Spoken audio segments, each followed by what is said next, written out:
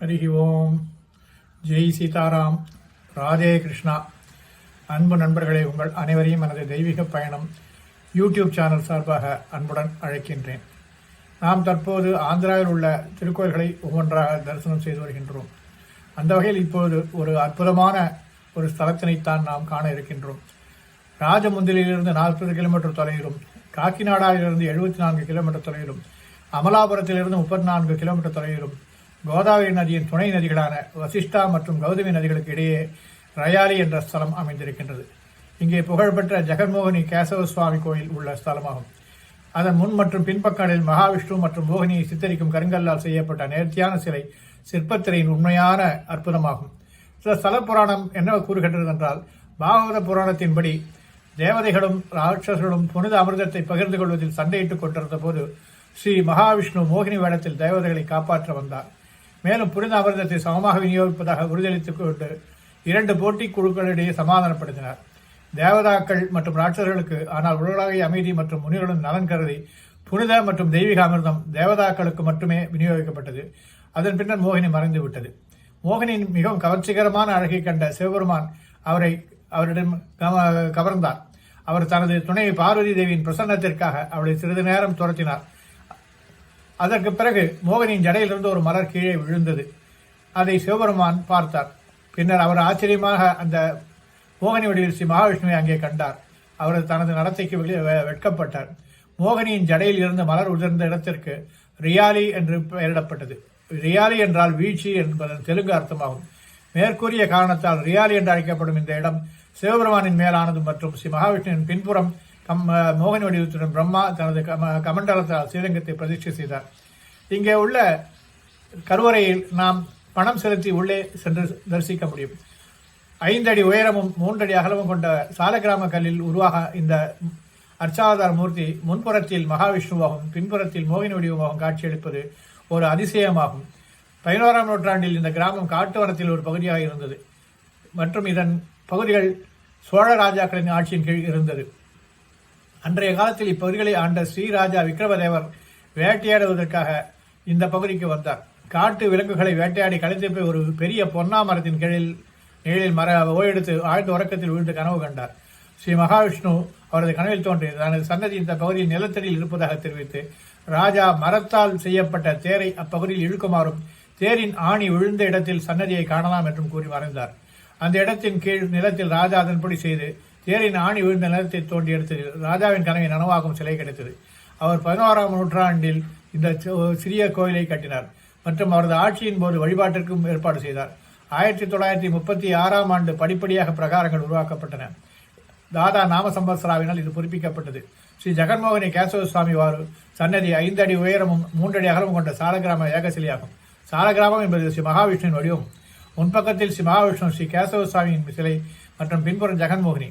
ஸ்ரீ மகாவிஷ்ணு துணையோருடன் ஸ்ரீதேவி, பூதேவி, முனிவர், தும்புர, ரம்பா, ஊர்வசி, கிண்ணரர், கிம்புருஷா, கோவர்தனகிரியோடு கூடிய கிருஷ்ணர், ஆதிசேஷு, கருடன் மற்றும் கங்கை ஆகிய சன்னதிகளை சுற்றிலும் இங்கே காண முடிகின்றது. சிற்பமாக செதுக்கப்பட்டுள்ளார் இவர். மிகவும் அதிசயம் மற்றும் அரிய அம்சம் என்னவென்றால், ஸ்ரீ மகாவிஷ்ணுவின் பாதங்களில் இருந்து கங்கை எப்போதும் பாய்கிறது.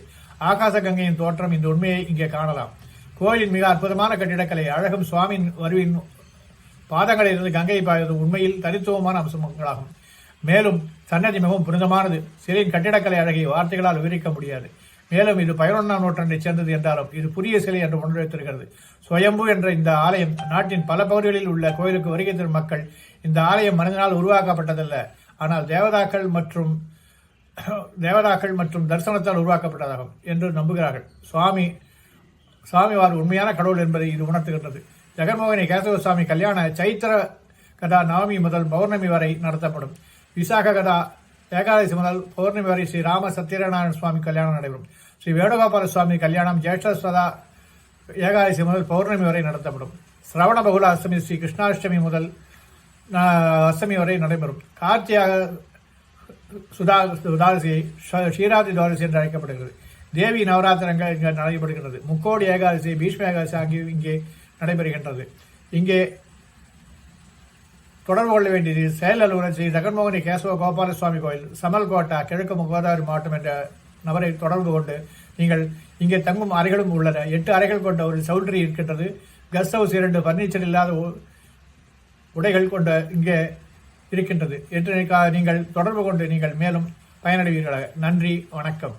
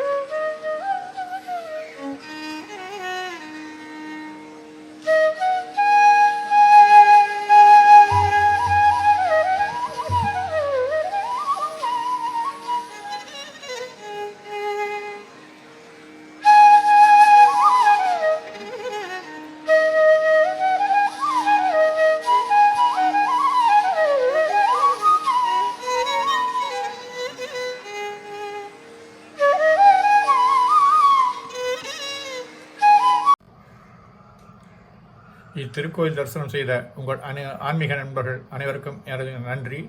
மீண்டும் ஒரு புதிய தரிசனத்தில் தங்களை காண விழைகின்றேன்.